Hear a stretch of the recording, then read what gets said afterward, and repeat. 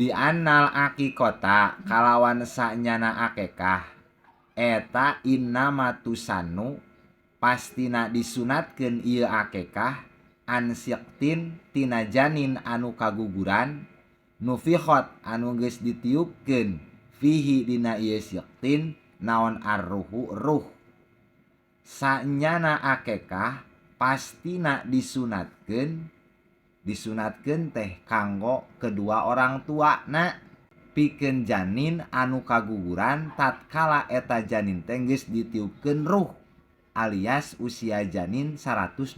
poe alias 4 bulan. Kama sapertos keterangan jaroitu geus ngaberjalankeun kami alaihi atas ieu ma fi syarhail irsyadi wal ubabi dina dua syarah kitab irsyad sareng al ubab.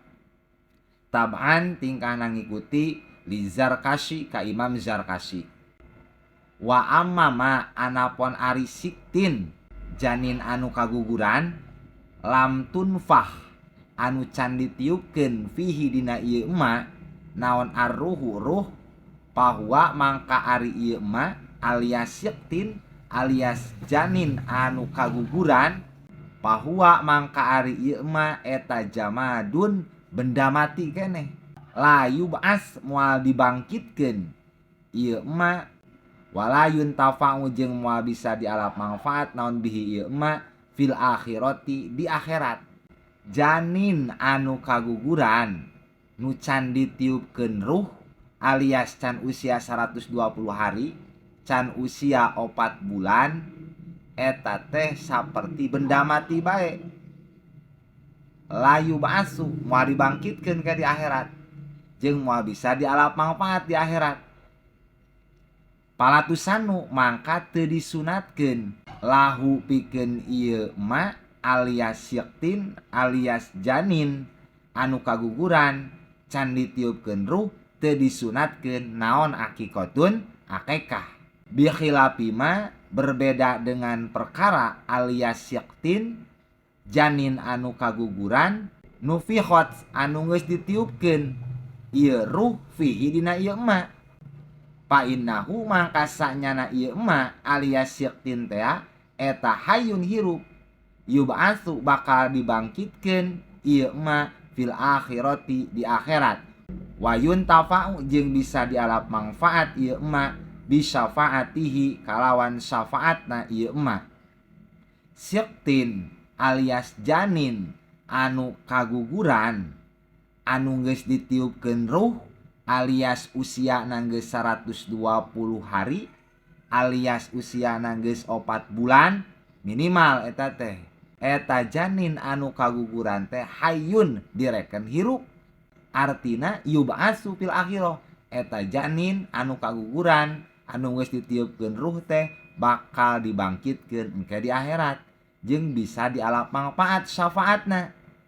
Wa qad qala sareng tetela geus ngucap saha jamaatun sagolongan minas salafi ti ulama salaf ngucap kana lapad man lam yauqa man ari sing sabe jalma lam yauqa anu henteu ngaakekahan ieu si man an waladihi ti budakna ieu si man la yaspa mangka moal nyapaatan ieu si walad lahu ka ieu si man yaumal kiamati dina poe kiamat. Jalma anu henteu ngaakekahan budakna maka eta budakna moal nyapaatan engke dina poe kiamat.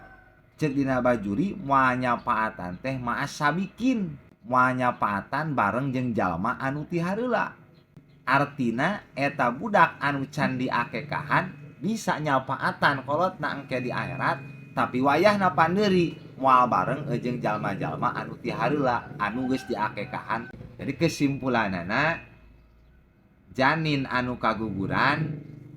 anu can ditiupkeun ruh alias can usia 120 hari alias acan usia minimal 4 bulan eta janin anu kaguguran teu sunah diakekahan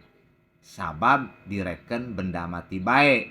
moal dibangkitkeun engke di akhirat jeung moal bisa dialap manfaat engke di akhirat.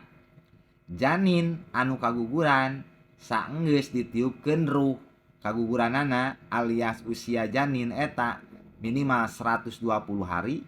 alias minimal 4 bulan, tah eta janin sunat diakekahan